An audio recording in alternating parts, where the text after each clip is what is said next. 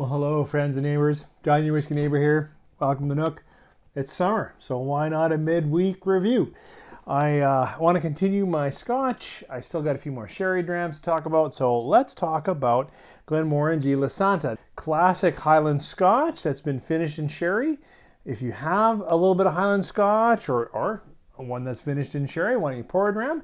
When we come back, we'll talk about Glenmorangie Lasanta. 3, 4.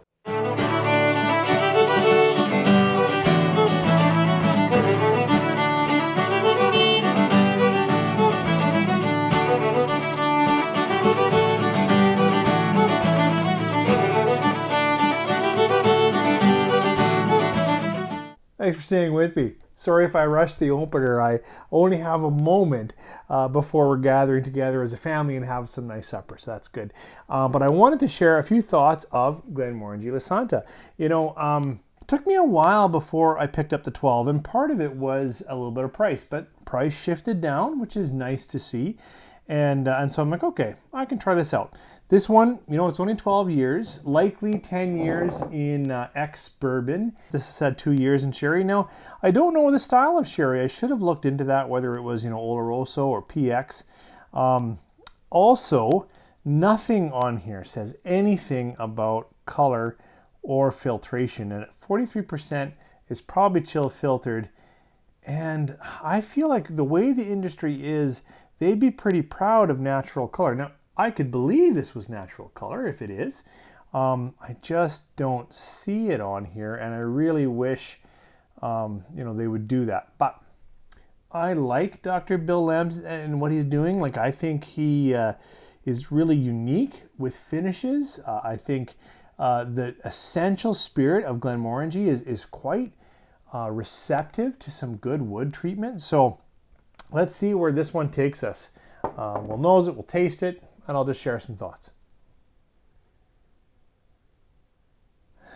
This very classic sherried Scotch. What by that is the Scotch for me, this Scotch, it isn't peated, so I've got some light fruits, some apricots, some light stone fruits.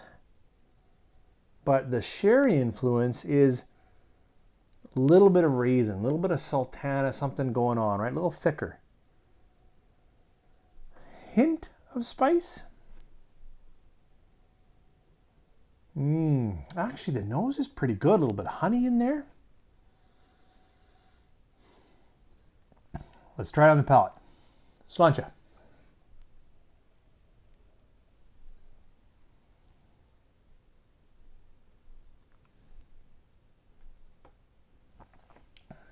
Well, the nose was hinting at a sweeter, luscious experience. The palate has some of that going on for sure. It's got, vanilla's coming through. It's got a little bit of spicing, a little bit of that slight, somewhere in the interplay between a spicier cinnamon and a lighter ginger, somewhere in there. I like the finish, the early finish I'm already getting into here, and the early finish is where, actually, I like this bottle. It starts to give me a little bit of chocolates, a little bit of older oak, and starts to kind of relax into a better dram. Let's try a second sip.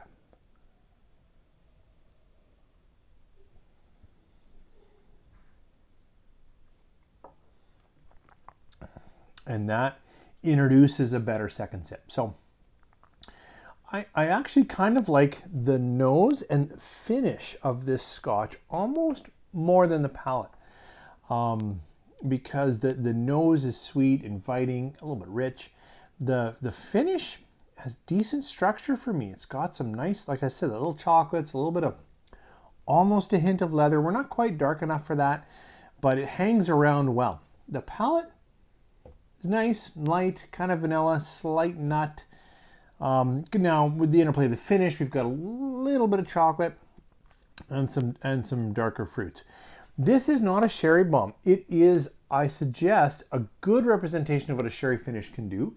It's a nice, gentle, light coating Scotch. I think it would have a broad appeal. I don't think there's no side of this Scotch that I think will move anyone in one radical direction. Like, not radical passion, but also not radical. Oh, I'm never getting that again. It's a delightful bottle. I like it. I get it, 3 3/4 stars. It just doesn't pop enough for me to give it 4 stars, but it's delightful. I really like it. Okay, I was trying to think of what to shoot it against, and I'm almost out of my Glenmorangie 12, and I want to put that in a blind. So I thought, well, this is not Scotch. This is Dutch single malt. And there's no age stamp versus 12. And I think it's 46, is that right? Yeah, it's 46, so a little stronger. But it clearly is, single malt, all barley, one distillery, and clearly sherry. This one says Oloroso. So let's see what this gives us. This is so much richer on the nose, just immediately. This is that interplay between fig and plum and already grated chocolate, that kind of stuff. It's just all there. Now what's nice about this is it's gentle, sweeter, more vanilla. Let's try this one on the palate.